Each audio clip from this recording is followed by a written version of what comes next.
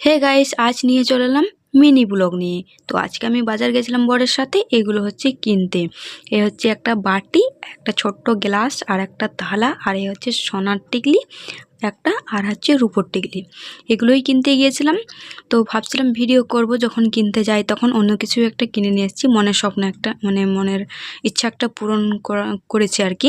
যেটা আমার ইচ্ছা ছিল সেটা করেছি। তো সেদিনকে এগুলো কিনতে যাই। এগুলো হচ্ছে শাশুড়ি, মানে শ্বশুরমশাই দিয়েছিলেন টাকা।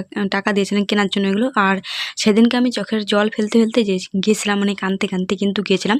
সেই জন্য ভিডিও করারও আমার কোনো ইচ্ছা হয়নি, আর করিনি ভিডিও। তো এই এই নোয়াটা আমি বাঁধিয়ে নিয়ে এসেছি। এটা হচ্ছে রূপো দিয়ে বাঁধিয়ে নিয়ে এসেছি। অনেক দিনের আমার ইচ্ছা ছিল যে এটা আমি বাঁধাবো। তো অনেকের প্রশ্ন যে এটা আমাকে আমার শাশুড়ি মা বাঁধিয়ে দিয়েছে রূপো দিয়ে, এই নোয়াবালাটা।